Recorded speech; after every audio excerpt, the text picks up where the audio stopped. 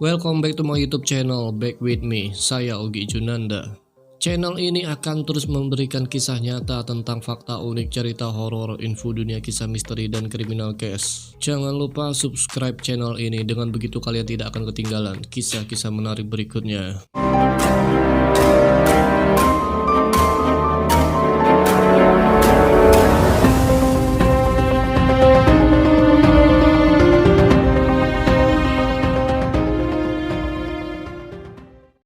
Ada sebuah video yang viral beberapa bulan ini. Sebuah video yang menunjukkan seorang bocah autisme yang berumur 17 tahun sedang menangis di pengadilan.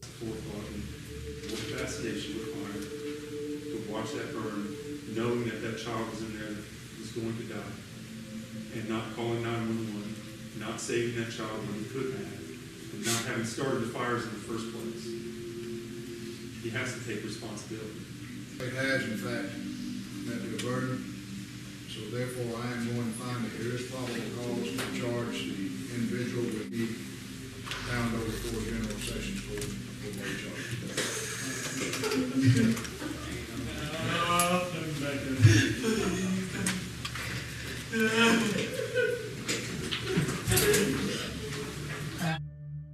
Kasus yang terjadi dalam video ini sebenarnya terjadi pada tahun 2015 lalu. Tetapi video ini menjadi viral setelah diupload di TikTok beberapa bulan ini.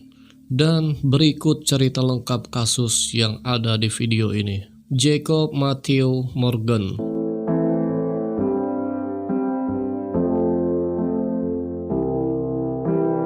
Jacob Matthew Morgan adalah seorang autis. Dia anak tiri dari sepasang suami istri, Mike Hill dan Julia Hill Dover.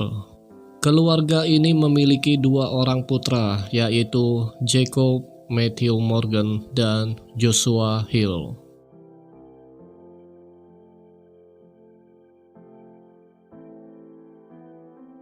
Mereka tinggal di Rock Hill, South Carolina. Pada bulan Maret tahun 2015, Jacob telah menyebabkan kebakaran yang menewaskan adiknya Joshua dalam kebakaran tersebut. Pada saat tragedi kebakaran itu terjadi, yaitu tahun 2015, Jacob saat itu berusia 17 tahun dan adiknya Joshua berusia 14 bulan.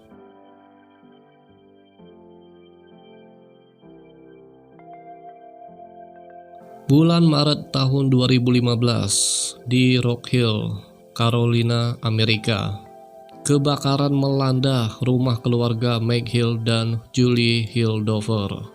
Pada saat kebakaran terjadi, Mike Hill dan Julie Hill Dover sedang berada di luar rumah.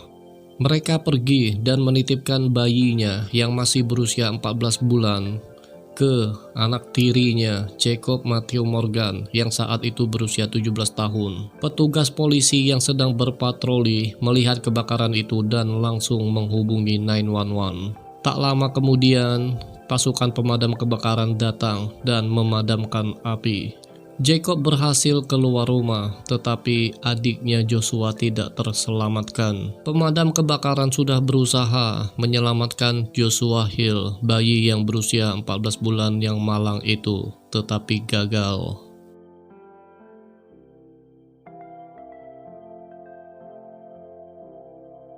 Di persidangan, kedua orang tua mereka, Mike Hill dan Julie Hill Dover, mengatakan bahwa mereka meninggalkan Jacob untuk menjaga Joshua dan Jacob sedang tidur ketika api mulai menyala. Lalu pada saat kebakaran terjadi, Jacob diberitahu oleh tetangganya untuk menjauh dari kobaran api. Dan tetangganya menahannya ketika Jacob mencoba kembali ke dalam rumah untuk menyelamatkan adiknya Joshua. Sedangkan wakil pengacara yang bernama Willie Thompson mengatakan bahwa Morgan menunggu di luar rumah saat kebakaran terjadi dan tidak meminta bantuan atau menyelamatkan adiknya.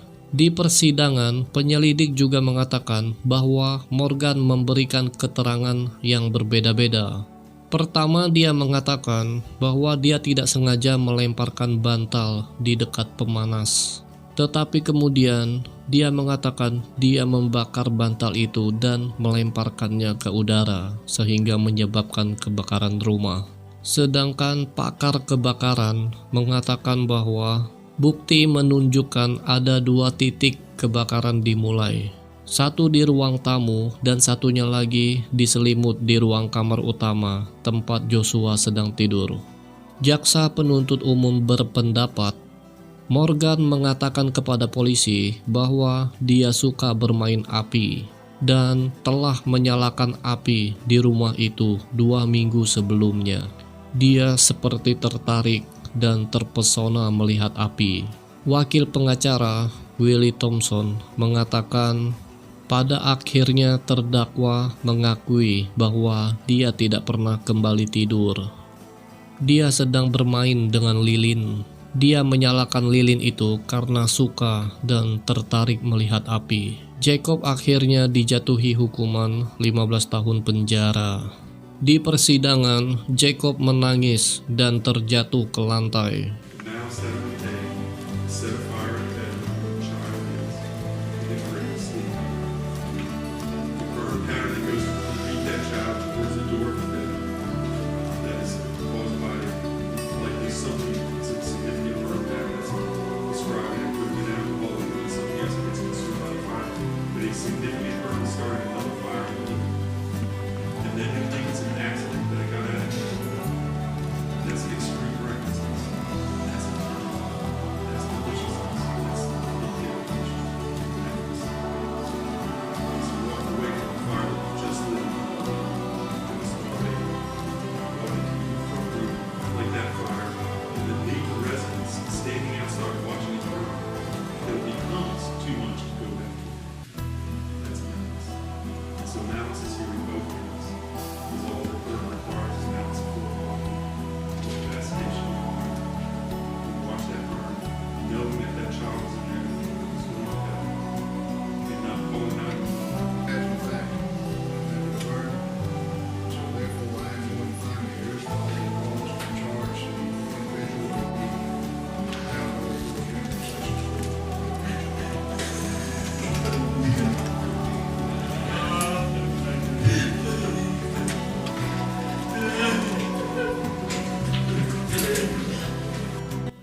Saat dijatuhi hukuman, Jacob berkata, "Saya mencintai saudara laki-laki saya. Saya masih mengingatnya sampai hari ini. Dia adalah sahabat saya. Membunuhnya sama dengan membunuh sebagian dari diriku. Dia adalah satu-satunya saudara laki-laki yang saya miliki. Dan saya hanya berharap saya bisa menyelamatkannya tepat waktu."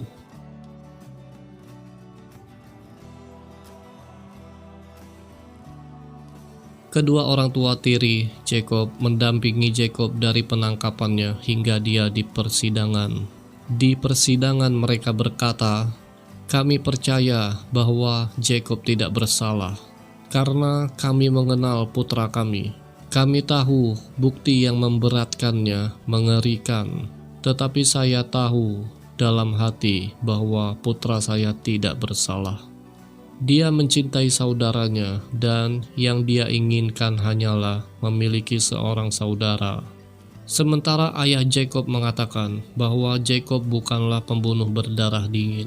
Ayahnya mengatakan bahwa anak itu pernah menelpon ibunya saat ibunya bekerja.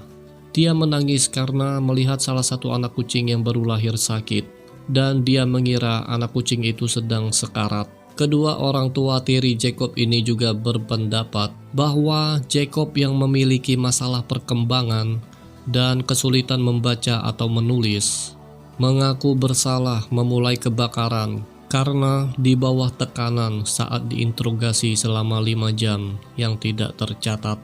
Karena saat itu Jacob dalam kondisi panik dan tertekan.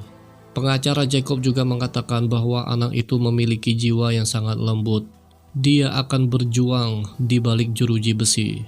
Pengacara itu juga mengatakan bahwa kasus ini kasus yang paling rumit yang pernah dia tangani.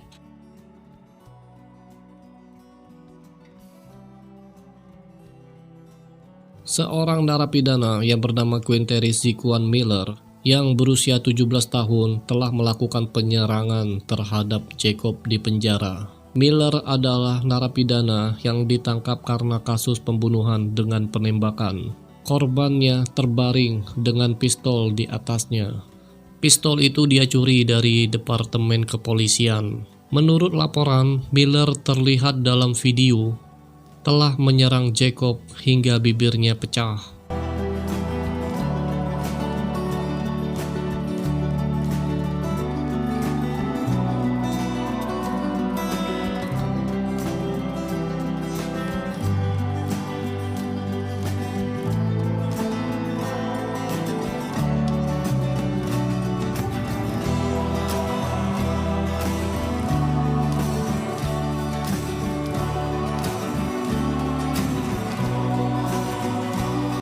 Sekian video dari saya kali ini. Terima kasih untuk kalian semua yang sudah hadir dan menonton video ini dari awal sampai akhir. Jangan lupa padamkan tulisan merah yang bertuliskan subscribe di bawah.